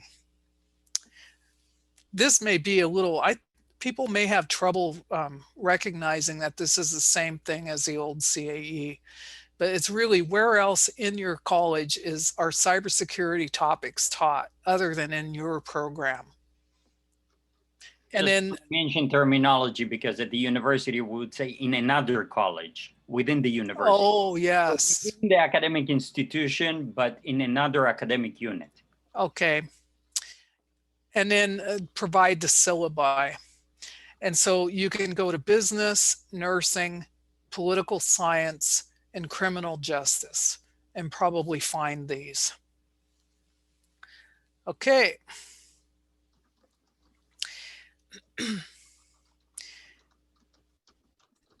This also, I believe, is pretty much identical to the old CAE, but how this is outreach. So how the institution shares curriculum and faculty, participating in CAE events, and that includes workshops and so on, and collaboration with grants. So this is pretty much the same as the last CAE. Is there anything different in here, Yair, that you can? No, I don't think so. Well, I actually have had a couple of schools that they have had issues with not the participation part or the attendance part, but the actual participation, because they were saying that it wasn't required before to actually do anything. They could just show up or just listen in, but they didn't actually have to volunteer for anything. And I believe that's what's different here, is we're now asking, we're redesignating schools have to start stepping up. They have to be the leaders in this field, and and all of you need to be able to be involved in some way. There's many opportunities. There's mentoring. There's reviewing. There's just a lot of things that you can do to get involved. Well, right. I mean, participating in the symposium, if you just attend, is that not counted? Well, I think it's counted, two different things now. Right. It's counted, but not under 9D. That Karen is correct. Yeah, so 9D is what I want to point out. Right.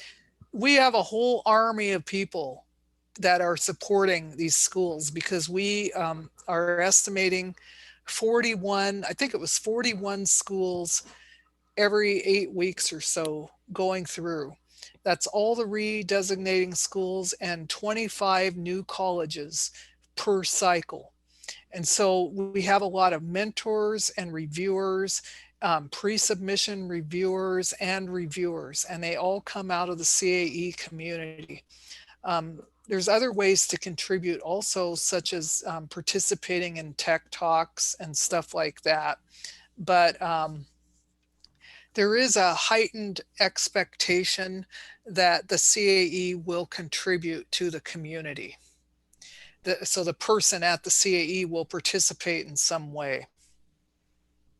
I think saying that we never expected this before is a bit of a stretch, because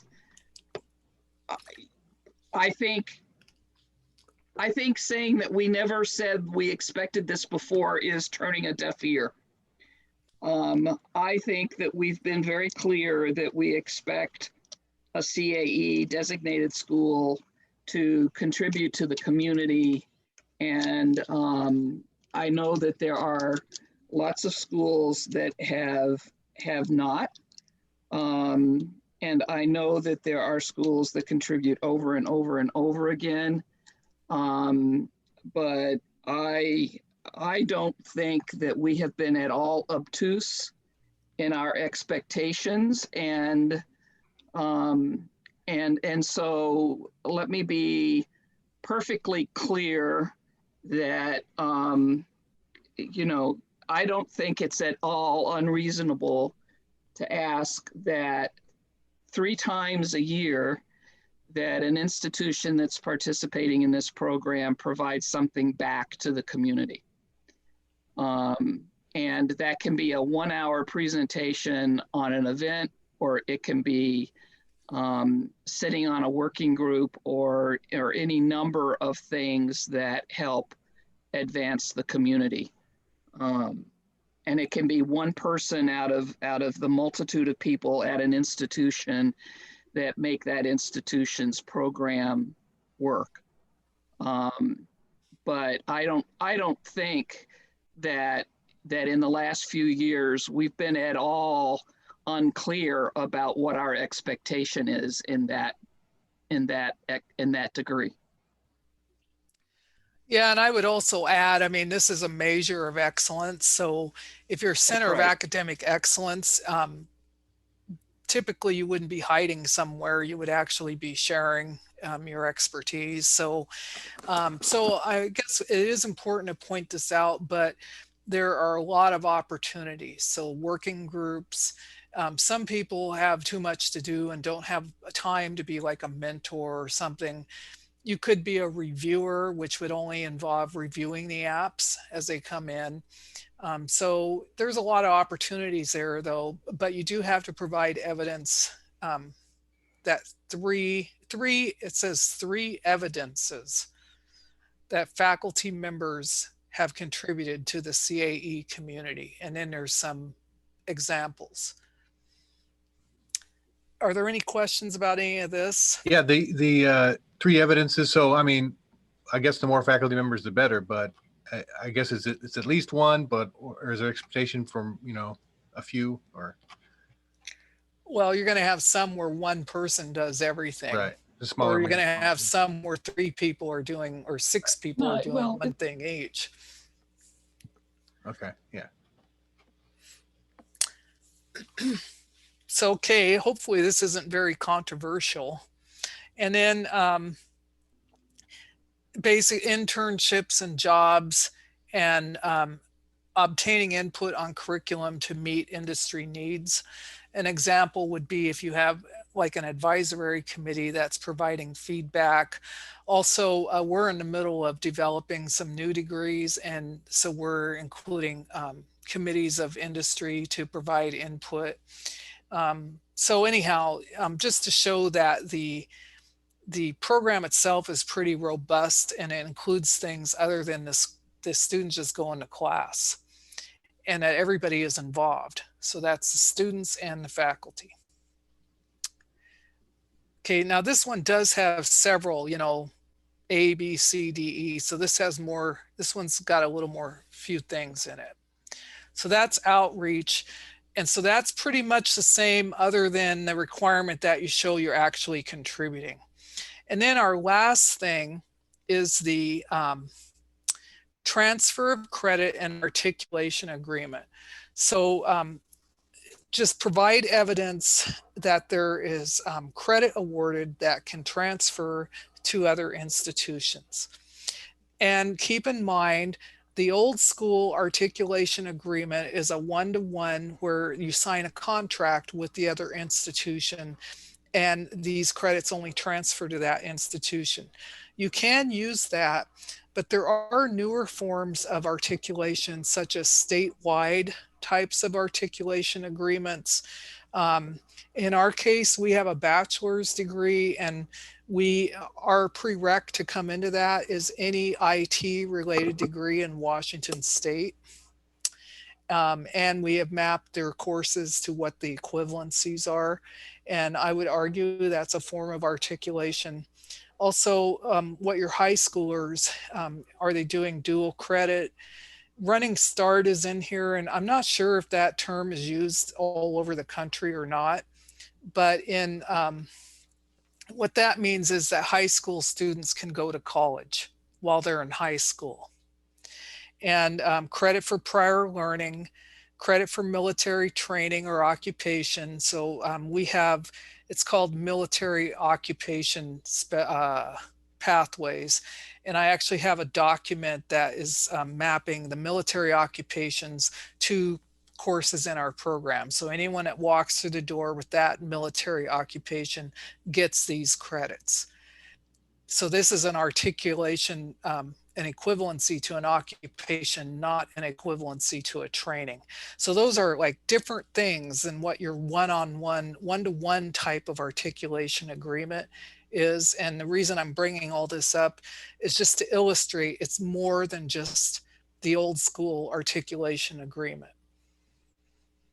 Are there any questions about that? Okay, so once you have completed all this stuff,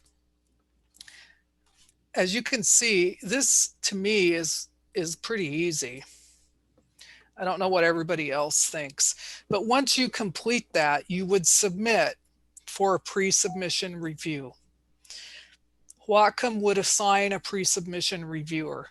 Some of them are here with us right now, and that pre-submission reviewer would go over your app and provide a report to you. So none of this has been submitted to the NSA. Basically, they're reviewing it prior to it going the official submission. They will give you the feedback, and then you have, I think it was 2 weeks or something to fix whatever they identified. And then at that point, you would submit. Whatcom will sign off on the submission. So, so in other words, we're not going to have any blank apps go to the NSA. And that's pretty much the process for the CAE. Just to recap, there are 2 steps. Program of study validation, which we did earlier. Once it's validated, you move on to the CAE app. There are cycles that you are assigned to based on when you have to redesignate. And there are several supports in place, including the pre-submission reviewer and the hotline, which I have, I can send out later the information, but this is a group of faculty that can provide answers to any questions you have about your application. This replaces the mentoring, which we're doing with the new schools. So I think that pretty much sums it up. And do we have any questions?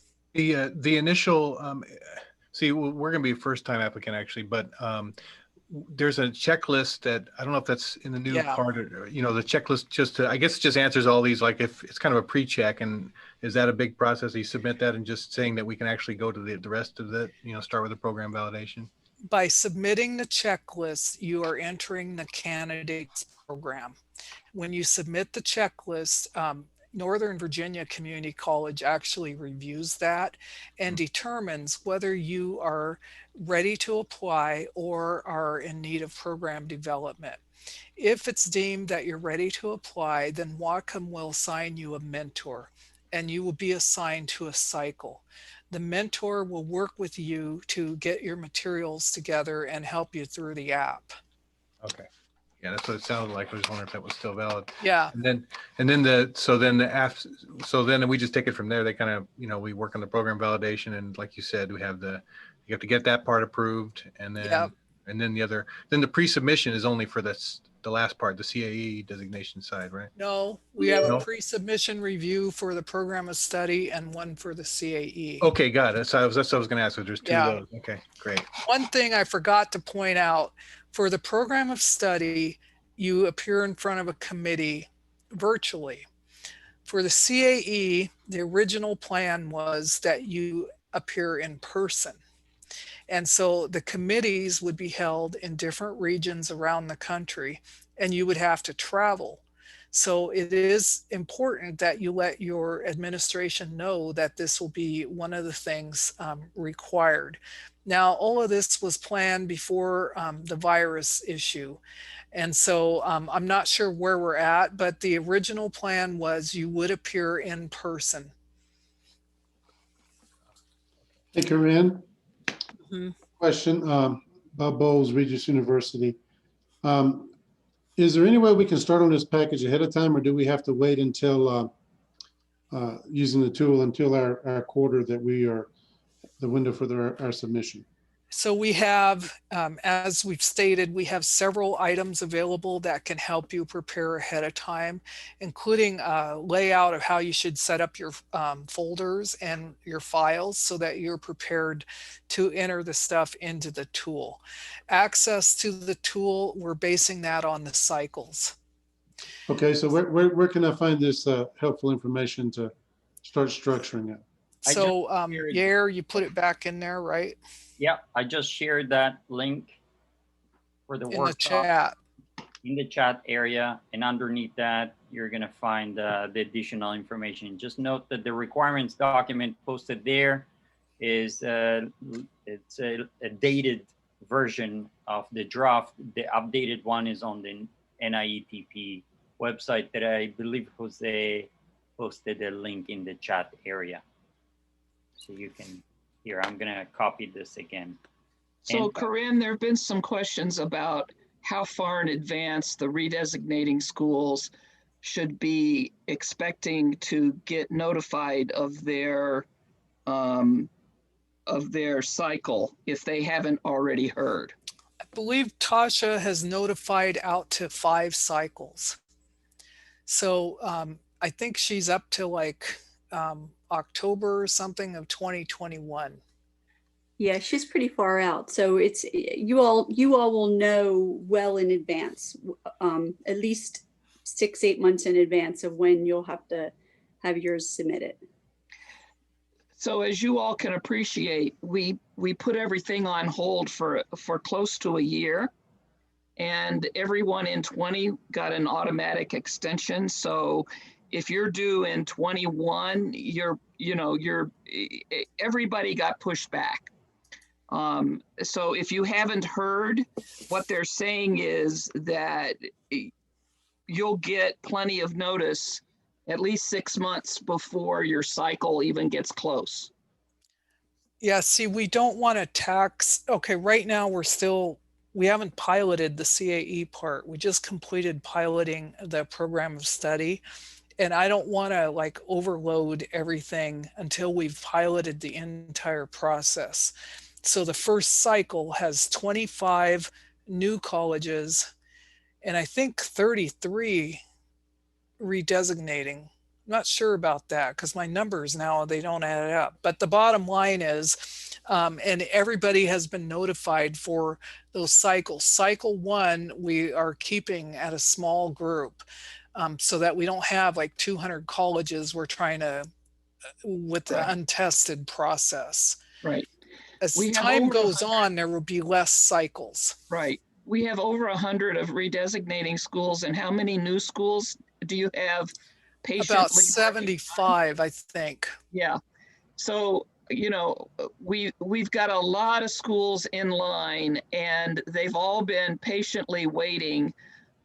We only added 23 new schools this year, but that was with a broken tool and it was a Herculean effort on the part of everybody involved. So our numbers are really going to jump next year because we asked a lot of folks to wait until we could get through this new process.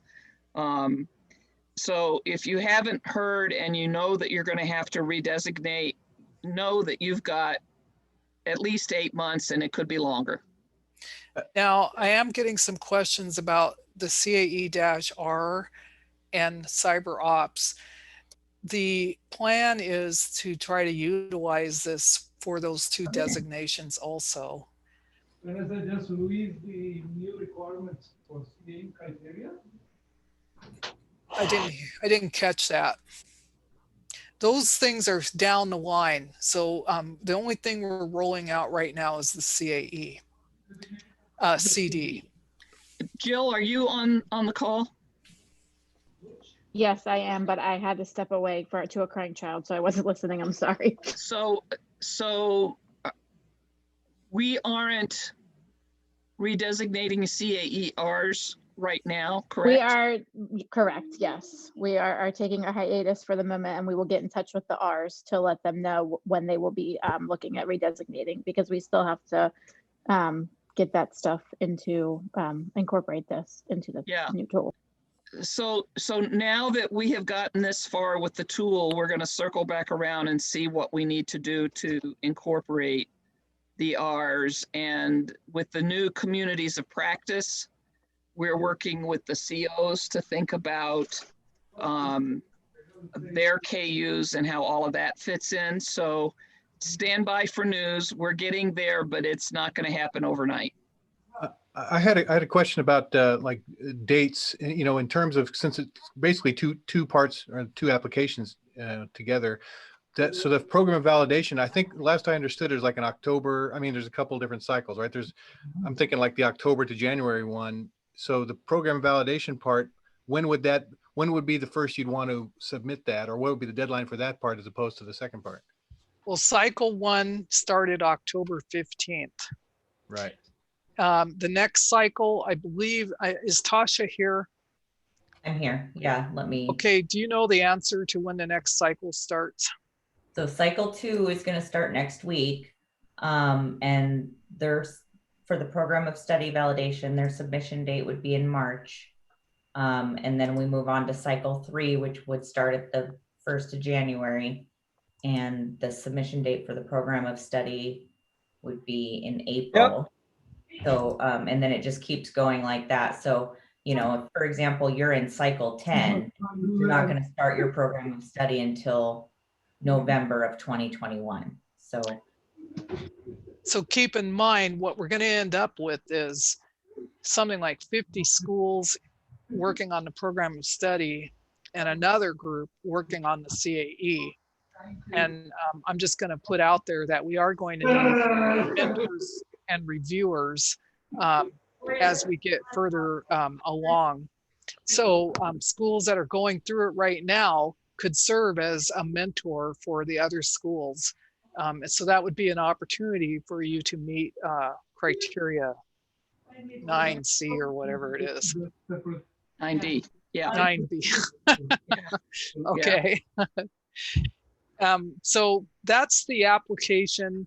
We have this workshop has been recorded and is on that website that Yair's been posting the link, along with some other support materials you can use to prepare. The cycle notification is coming from Tasha. If you have concerns that you should have been notified or something, you can contact us about that. One question. Yeah. The tool cannot be used before the cycle date. At some point, we're going to add all of the schools that already have the CAE to the tool. But your program of study will not be available to you until you're in that cycle. Okay. Okay, thank you. Now, once we get through a couple of cycles, you know, we probably can loosen things up, but I'm just concerned that we're going to overwhelm the entire system if we don't try to control how many are going through at one time. Makes sense. And it's only this year that we have this huge amount of schools. So after the 8 cycles, most likely there will be less schools trying to go through, and I think things will settle down. Yeah, I think when we get to this time next year, not only will COVID we'll have a new normal, but we'll be back at a new normal for the tool and for the program. You know, we'll begin to catch up on all of this. But while everything is so new, we need to really control access. We have still not decided how many licenses we're going to need to keep everything running.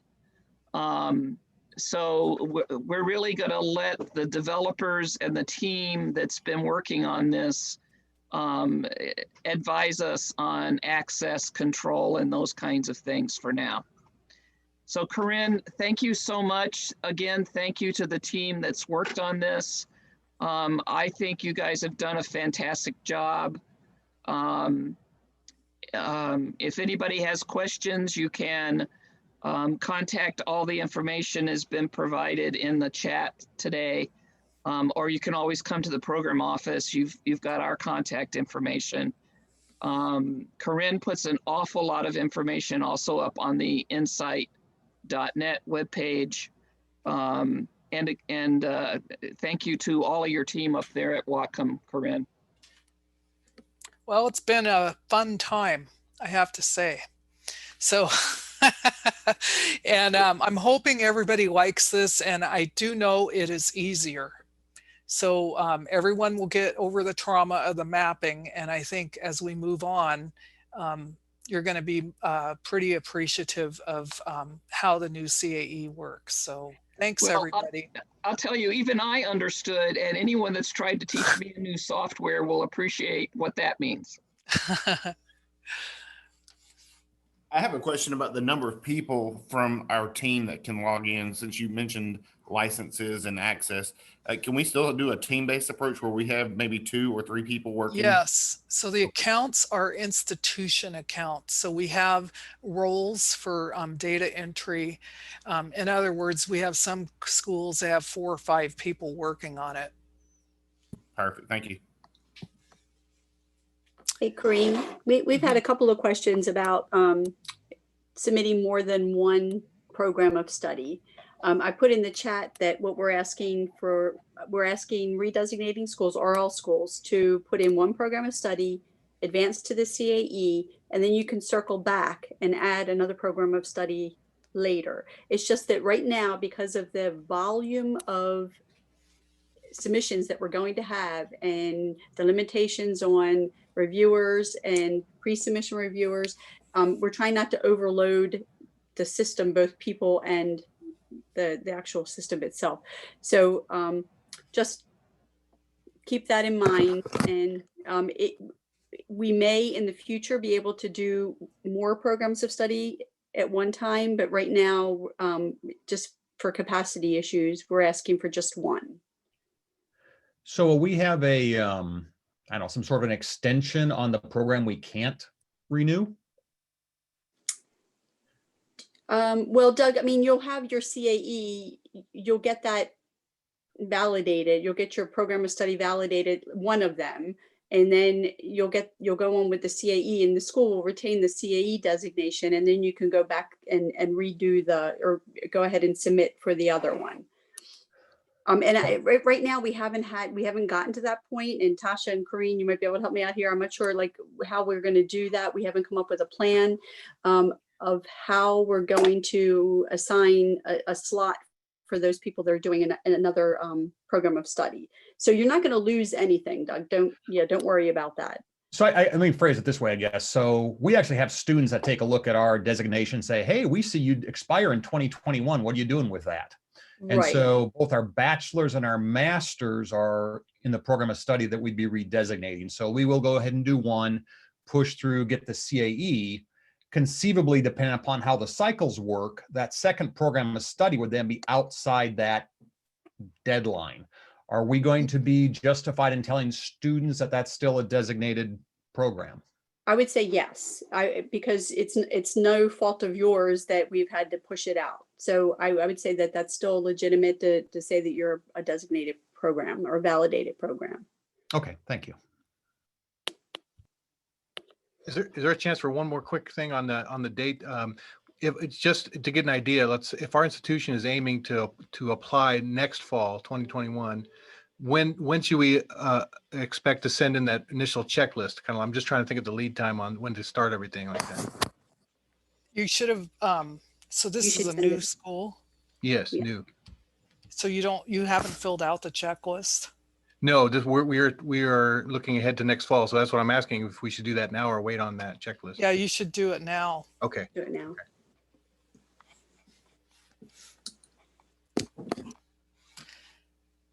Okay, any other questions?